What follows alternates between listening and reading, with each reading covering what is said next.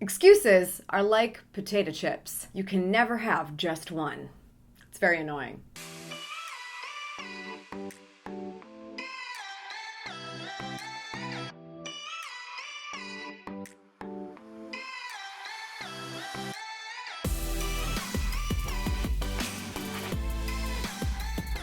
Good morning, good life. Welcome back to AmyTV, where we come together to help you go after the life that you want. And wow, it's amazing when we're on this journey, when we're on this path, and we're striving for the best, but we keep saying the opposite. When I say saying the opposite, I mean making excuses. You've been there. You've probably heard yourself say something this morning. Whether you said it out loud or maybe you just said it in your head. We instantly come up with reasons why we can't do something that might be desirable or maybe something we don't even want to do. Excuses run rampant all the time. Why? Because we feel like we need to make good on what we promised the rest of the world, even if it means saying something that's going to get us out of it, and even if it means it's actually going to better ourselves. So what's that doing for you? Nothing. Zip. Nada. Zilch. Actually, it might be making you slightly annoying to yourself and to others. But other than that, nothing. So I feel it's best to take these excuses and hit them head on, address them, hear them out loud so that we can instantly realize how ridiculous that they are and stop making them. Here are 3 excuses you need to stop saying immediately. Number 1, this is just the way that things are. Literally, if you hear yourself saying these words in your head or out loud, you know for a fact when you are done, when you get to the end of that sentence, that you are making an excuse for something that could be or something that you don't even want to be, but very well could be. When we say things like, this is just the way things are, or this is how it's always been done, or this is how our family is, and things like that, just these types of excuses that qualify behavior so you don't need to continue explanation. I 100% believe in the fact that you do not have to further explain yourself. I think that we are always over-explaining ourselves and how we feel and who we are, and that is annoying at best. I mean, honestly, that rocks me to my core. I shouldn't feel like I have to explain myself, especially if I'm a good human who pays her taxes and follows the rules. I don't want to explain myself, okay? I'm doing good things over here. I'm a good person. And I feel the same way about you. So you shouldn't have to say something like, this is just the way things are. Because here's the thing, you're also coaching yourself into staying exactly the way things are. And if you are watching this channel, I'm fairly certain you're not 100% on board with how things are right now. I mean, come on. I mean, there's probably a lot of good going on, a lot of good that we could probably be more thankful for. But also, there are the things that you're like, I could eat less cake. Or, I wake up and basically have to run out the door like I'm running a freaking sprint to get to work on time. There's a couple of things that you're probably not feeling if you're watching this channel. So I know that you don't believe when you're saying this is just the way things are. Because if you're saying that, you are further allowing yourself to be content in it, and you're not content. I know you're not. I know you're not, because you're listening to my yelling voice all the time. Let's go. Come on. She had coffee today. She had a lot of coffee today.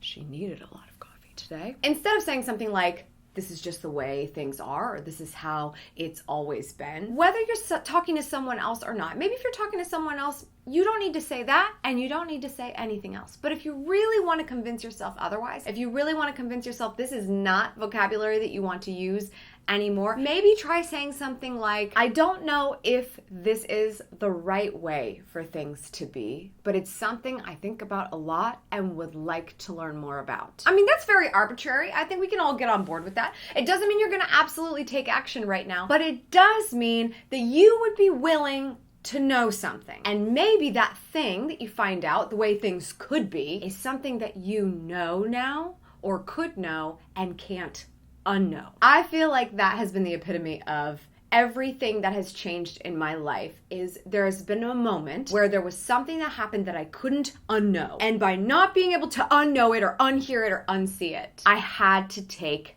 action on it. So don't say, this is the way things are, this is the way things always have been. Say, I'd like to see what else could be.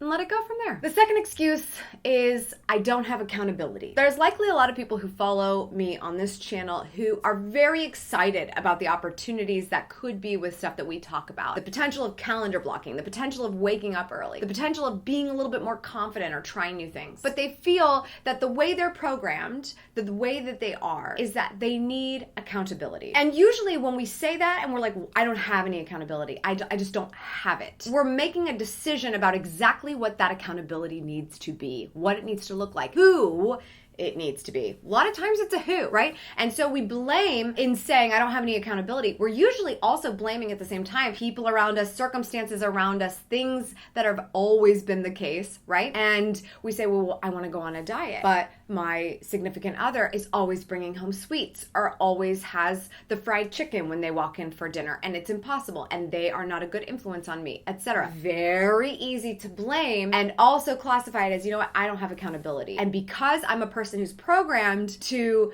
be held accountable externally, which could totally be the case for those of us who nerd out on Gretchen Rubin and the obliger situation, you make that decision, and therefore it's kind of like I've given myself time to procrastinate and or give up. Knowing who you are and how you think and how you get things done and how you hold yourself accountable is huge. But using the excuse that you don't have accountability and it's everyone else's fault or your circumstances' fault is not good enough. I've been taking a workout program recently, and I was very motivated by the trainer on the video, and she was saying that sometimes the followers of this program will send her a social media message and be like, hey, can you make a tracker? Can you make a tracker for this program so that I can check the box every day or check off what I ate every day or whatever the case was? And she was like, no, I'm not going to make that for you. You should make it for yourself. And I was like, oh my gosh, if you want the external accountability, but you think somebody needs to give you the permission, you need somebody to hold your hand, you need somebody to make the tracker for you, you need somebody to do all this for you, or you can't, you're wrong. If you know there's something you need, go out and find it. If you know there's a person, if you really truly know, especially in the workout situation, need external accountability, need a workout partner, or I need a trainer, I promise you, you could find either one if you tried. Definitely the trainer if you have the money to spend on it. Trainers are everywhere. They're everywhere. They're waiting for you to show up. Let's go. Let's get your workout on. If you need it, go get it. Don't say you don't have accountability. The best part is that you can't unknow that you need it. So now it's about what you're going to do about it. The last excuse I want to talk about today is the get coffee excuse. This is kind of funny, right? Because it's like, what does get coffee have to do with making excuses? I was actually recently interviewed on a podcast called The Skinny Confidential. And something that we talked about when it comes to preserving your time and blocking your day and batching tasks was this concept that a lot of, how should I say, like, I guess influential people, so like CEOs and just maybe famous people, maybe YouTubers, maybe entrepreneurs, they get contacted by people and say, hey, I want to meet you for coffee. I want to pick your brain. And this is ultimately an excuse. He hates when people email him and say, can I buy you coffee or lunch and pick your brain? Yes, because it's like, listen, why don't you just call it what it really is? Like, it's not, you're not doing me the favor. I'm doing you the favor. Let's just call it, it's lazy. What happens is the person that's asking to pick your brain, you're basically putting the responsibility of your own mentorship onto someone else. Like, the ball's in your court. So if you tell me no, like, and I guess I'll have to figure something else out. And like, I'm sorry, I didn't, why is that my job? Puts you in a position to be a fucking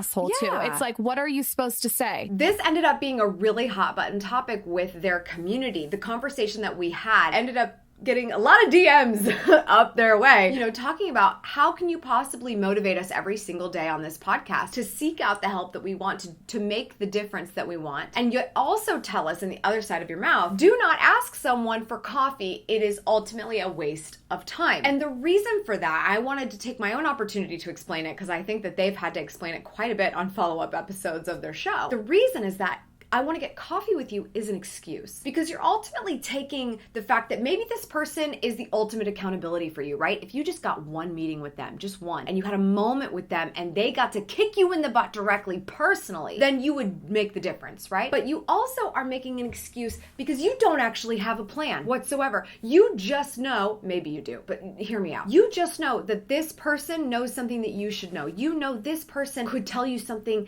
that would change everything for you. That could very well be the case. But to ask them for their time to talk to you personally is an excuse because it's allowing you to, again, procrastinate on knowing and learning and executing yourself until you can sit down with them and find out what they have to say about it. Not to mention, it's almost 2020. Do you know what that means? There is a very strong possibility that the person you want to get coffee with has inspired you because they've created a kind of content on the internet. Not everybody, but a lot. They could have sent a tweet. They could have written a blog post. They could have a YouTube channel. They could have a podcast. It doesn't matter. They created content for you to absorb. And guess why? Because your problems are not special. They're not. I hate to break it to you. You might think you have very special problems. You might think you're super niche and that no one's ever experienced this before, blah, blah, blah, blah, blah. You've got to sit down and talk to somebody directly to explain your situation. No, you don't. Someone's been through it before. And if this person really can tell you the answer to your question, they may have talked about it in content. And if you actually decided, I'm going to get coffee with Elon Musk, I want to get coffee with Elon Musk. Very, very desirable person to get a cup of coffee with, right? Like, what's going on in his brain? If you really wanted that coffee that bad, you go out there in your kitchen, you make yourself a little Four Sigmatic coffee, you bring it back to your computer, and you watch any interview he's ever done. Any. And try to connect the dots about what your situation is and what his advice would be. Is it going to be 100%? No. Is it going to be enough? Yes. It's almost as good as sitting down with him. Why? Because if you actually got a chance to sit down and have coffee and be like, yo, Elon, what do I do about my spaceship that is going to take me from the East Coast to the West Coast in 5 minutes? You think you're special, but he's all like, been there, done that, and here's all you need to know. If you actually go out of your way to find the answers you want, to prove yourself, to do something to stand out so that he will go, oh, who's this Janice Smith person? I need to have coffee with her because I'm Elon Musk and I can make that decision, right? I mean, you have to do something to prove yourself. The way that I've gotten in contact with people and been able to sit down with them and have coffee is because we ended up mutually coming together and there were beneficial ways of helping each other across the board. Because guess what? Even somebody who I could put on my YouTube channel and say, hey, I got all kinds of views, man, you should come on my channel. That person would rather be sitting down with their family over dinner than to talk to me. Does everybody need a little bit of marketing? Sure. But I'm not gonna assume, even in a situation where I've worked really hard to maybe get some attention and hopefully leverage it, I'm not gonna assume somebody wants to sit down for coffee with me. Should you be afraid to ask? No. Should you be respectful of whether or not this is truly going to be something that's worth both of your whiles? Yes. So instead of using that, I really need to sit down and get coffee with somebody, I need to get a mentor, I need to have somebody spend time with me. We are all spending time with you already. We are out there. We are doing this so that you'll do something with it. So do something with it. Those are 3 excuses I think you need to stop saying immediately. I have many more, so if you would like to see this series continue, let me know in the comments below. All right, that's it for this episode of AmyTV. Your question of the day is, what is an excuse that you've caught yourself saying a few times, if you're being honest with yourself? Share that in the comments below so you can put it out into the world and gone forever. That's all for today. Thank you so much for tuning in. I appreciate it as always. And make sure you subscribe for good vibes. Kiss the ones you love and go after the life that you want. Cheers. Hey, are you struggling to find time for the things you love? Feel like you're constantly on the go, but taking care of everyone else first? You are not alone, and you deserve so much more. Not only are you capable of taking on this challenge, you already have all the tools it takes to make it happen. That resourcefulness is all you need to get activated by your new daily mantra. Good morning, good life. It's my new book, and it launches on Amazon on December 10th. More details at goodmorninggoodlife.com. I put everything on Do Not Disturb. Oh, by the way, my phone was on Do Not Disturb, but there's this thing called favorites. Your favorites can break through Do Not Disturb, and my husband is fully aware of it at this point. We all have our productivity obstacles, do we not?